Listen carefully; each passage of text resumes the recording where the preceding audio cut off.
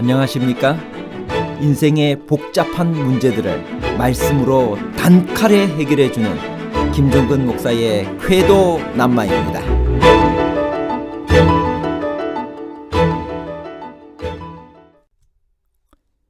민수기란 어떤 뜻을 내포하고 있나요? 전지전능하신 하나님이 이스라엘 백성의 인구조사를 하라고 명령하신 이유는 무엇일까요? 하나님에게도 숫자가 중요한가요? 이스라엘 백성이 시내산을 출발하여 가나안 입성 전까지, 즉 광야에서 보낸 총 기간은 어느 정도인가요?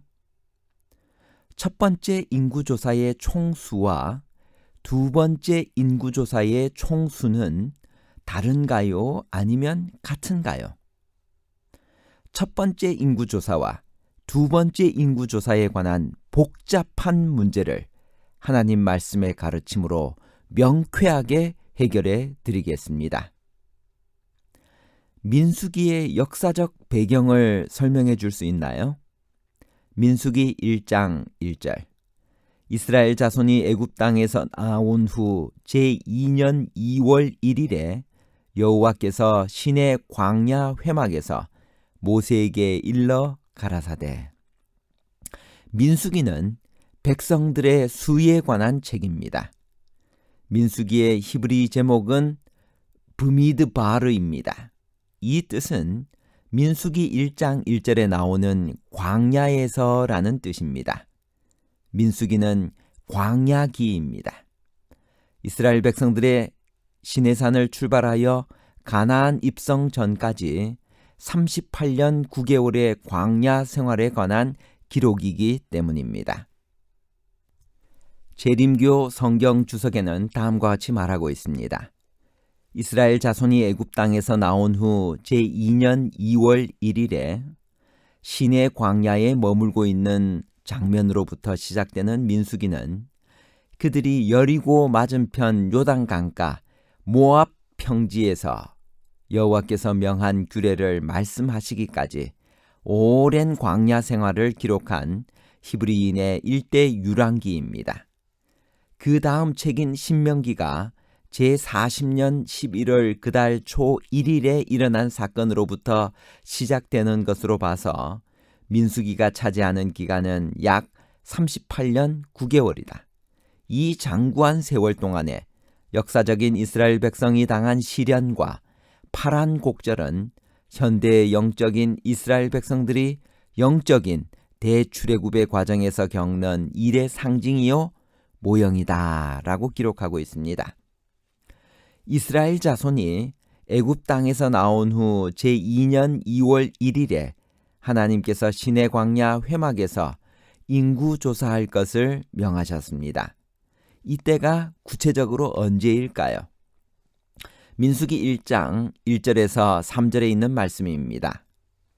이스라엘 자손이 애굽 땅에서 나온 후 제2년 2월 1일에 여호와께서 시내 광야 회막에서 모세에게 일러 가라사대 너희는 이스라엘 자손의 모든 회중 각 남자의 수를 그들의 가족과 종족을 따라 그 명수대로 계수할지니 이스라엘 중 20세 이상으로 싸움에 나갈 만한 모든 자를 너와 아론은 그 군대대로 계수하되.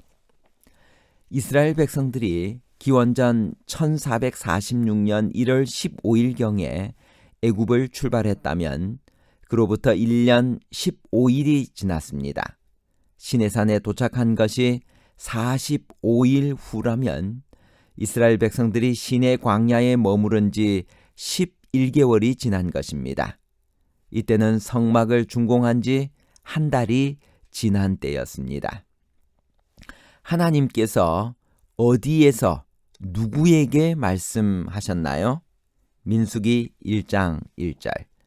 이스라엘 자손이 애굽 땅에서 나온 후 제2년 2월 1일에 여호와께서 시내 광야 회막에서 모세에게 일러 가라사대 이제 하나님은 시내산이나 혹은 굴 속에서 말씀하지 않으시고 회막에서 사람을 만나시고 말씀하십니다. 오늘날 우리의 회막은 어디인지 생각해 봅시다. 여호와께서 모세에게 말씀하여 이르시되 라는 표현은 민수기에서만 80번 이상 언급되는 말로서 민수기의 마지막 절도 이 말씀으로 끝이 납니다. 이 말씀은 민수기의 모든 내용이 하나님께로부터 직접 왔다는 사실성과 역사성, 그리고 그 내용이 모두 신적 권위를 지녔다는 것을 증거해주고 있습니다. 이스라엘 백성 중 20세 이상으로 싸움에 나갈 만한 자를 종족과 조상의 가문에 따라 계수하라고 하셨습니다. 그 목적이 무엇일까요? 민수기 1장 3절. 이스라엘 중 20세 이상으로 싸움에 나갈 만한 모든 자를 너와 아론은 그 군대대로 계수하되.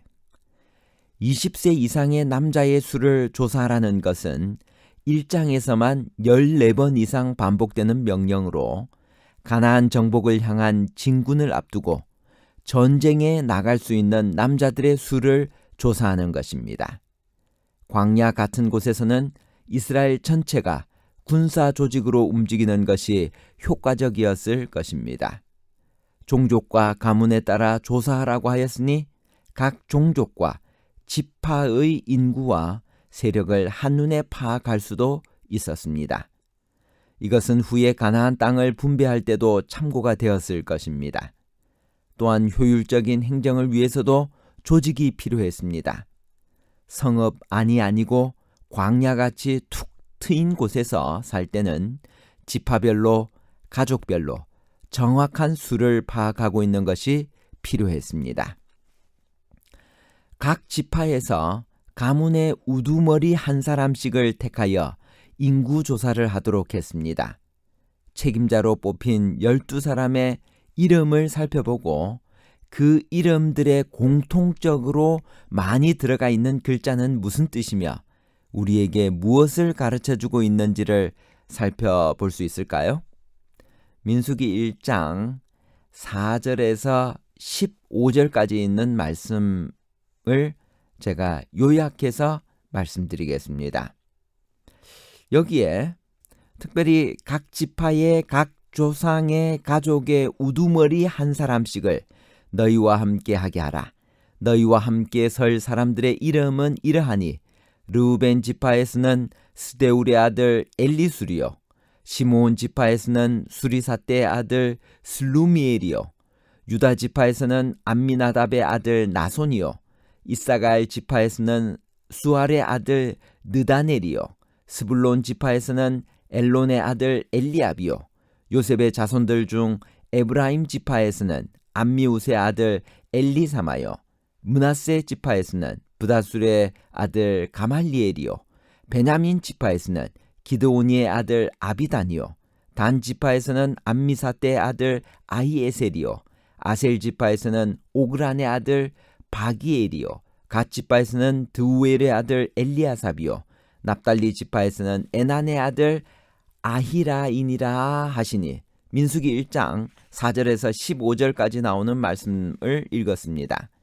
르우벤 지파의 우두머리인 엘리술은 하나님은 반석이시다라는 의미를 가지고 있습니다. 12사람 중 8사람이 하나님의 칭호인 엘과의 합성으로 이루어진 이름을 가지고 있습니다.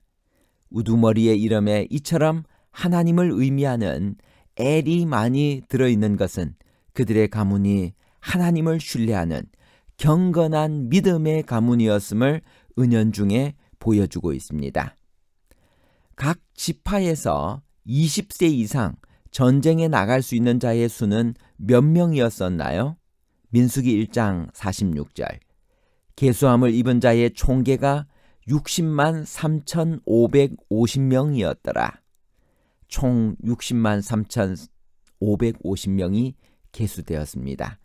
여기에 레위 지파의 수는 성막의 봉사 때문에 포함되지 않았습니다. 약 9개월 전에도 생명의 속전을 걷기 위하여 20세 이상의 인구를 계수한 일이 있었습니다. 그때 조사한 총수와 두 번째 조사한 총수가 같은 것은 무슨 이유일까요? 첫 번째 인구 조사를 한 이후로 9개월밖에 되지 않았기 때문에 두 번째 개수 작업은 인구 조사를 다시 했다기보다는 군대 조직을 위한 숫자의 재확인과 조직의 정비라고 볼 수 있습니다. 20세 이상 남자의 총수가 60만이 넘는 것으로 미루어 보면 약 200만 명 정도의 사람들이 출애굽했다는 것을 짐작할 수 있습니다. 이것은 애굽으로 보면 굉장한 노동력의 손실이었습니다. 애굽의 군대들이 바닷속까지 들어와 이스라엘 백성들을 다시 잡으려고 한 것도 이해가 갑니다. 레위인은 전쟁터에 나가는 것이 면제되었습니다. 그 이유가 무엇이었을까요? 그 이유는 이스라엘의 병력으로 계수되지 않았기 때문입니다. 레위 지파는 하나님께 봉사하기 위하여 특별히 바쳐진 지파였습니다. 민수기 1장 49절에서 53절에 그렇게 기록합니다. 우리의 회막에서 어떤 일이 일어나나요? 하나님께서는 회막, 즉 교회에서 우리를 만나 주십니다. 하나님은 회막에서 우리에게 말씀하십니다. 하나님께서는 회막에서 우리 제물, 즉 경배와 헌신을 받으십니다. 결론입니다. 첫 번째, 민수기는 백성들의 수에 관한 책입니다. 그래서 영어로는 numbers라고 합니다. 히브리어로는 브미드바르라고 하는데 이 뜻은 광야에서라고 하는 뜻이며 광야에서 38년 9개월 동안의 과정을 기록한 것입니다. 두 번째, 각 지파에서 20세 이상 전쟁에 나갈 수 있는 자의 수는 총 60만 3,550명이었습니다. 첫 번째와 두 번째 조사한 총수가 같습니다. 그 이유는 첫 번째 인구 조사를 한 이후로 9개월밖에 되지 않았기 때문에 두 번째 개수 작업은 인구 조사를 다시 했다기보다는 군대 조직을 위한 숫자의 재확인과 조직의 정비라고 볼 수 있습니다. 세 번째, 하나님께서는 회막, 즉 교회에서 우리에게 말씀하십니다. 감사합니다.